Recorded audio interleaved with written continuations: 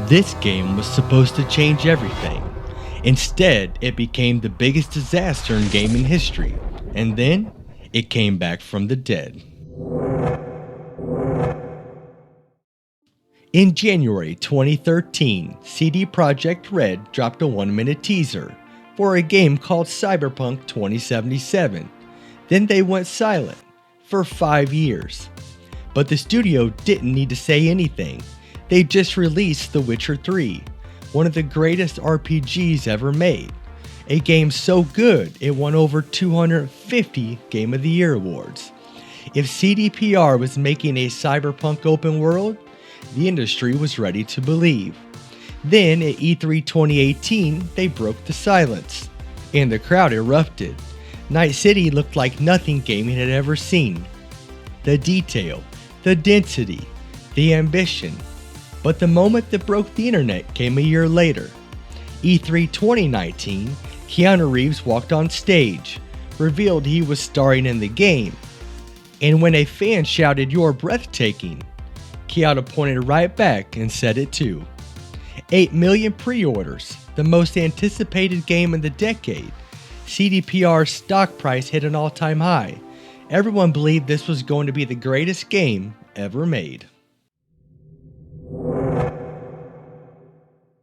December 10th, 2020, after 8 years, 3 delays, and a marketing blitz that made this the most pre-ordered game in history, Cyberpunk 2077 launched, and it was broken.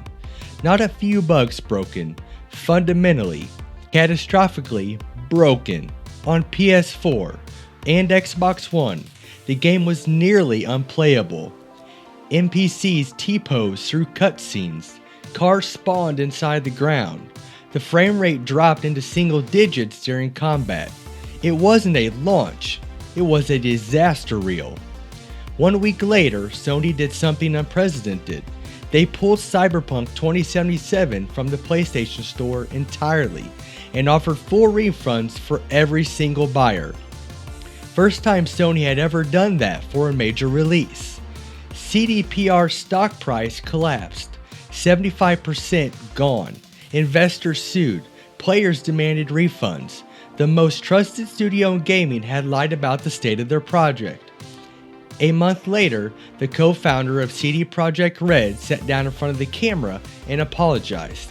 He said the console version didn't meet their quality standard, but by then, the damage was done. The internet had already made its verdict. Cyberpunk 2077 wasn't just a bad launch. It was the biggest fall from grace gaming had ever seen. And then, silence. CDPR went dark, patch after patch, month after month. No interviews, no promises, just work. And most of the world, they moved on.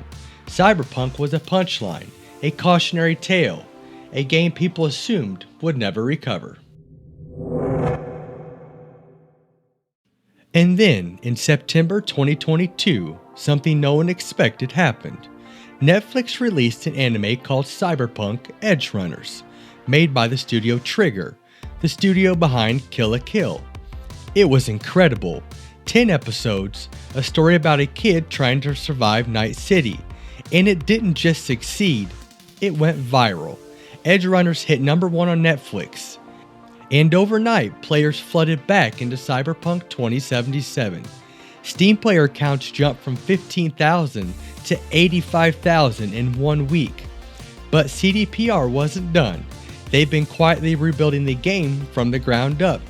Patch 2.0 overhauled the police system, the perk trees, the AI, the combat, basically everything players had complained about.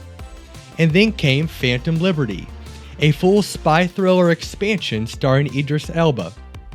Not a cash grab, not a patch disguised as content, a genuine, massive, critically acclaimed expansion that reviewers called one of the best DLCs ever made. Metacritic score 89. The Steam reviews flipped from mixed at launch to very positive. Phantom Liberty sold 8 million copies on its own. The game base crossed 30 million total sales. And for the first time since December 2020, people were talking about Cyberpunk 2077 with respect.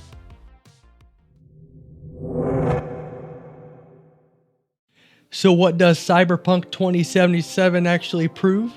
It proves that a game can die in public and still come back if the people making it refuse to give up.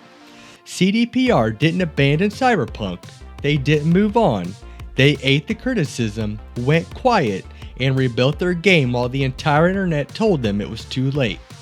35 million copies sold, a sequel with 135 developers already working on it, an anime that became one of the best shows on Netflix, and a community that went from demanding refunds to calling it one of the best RPGs of the generation. Cyberpunk 2077 didn't just recover, it became the blueprint for how to fix the unfixable. It proved that if you respect your players enough to do the work instead of making excuses, they will come back. They will give you a second chance, but only if you earn it.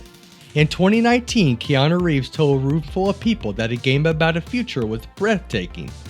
Turns out he was right. It just took 3 years for the game to prove it.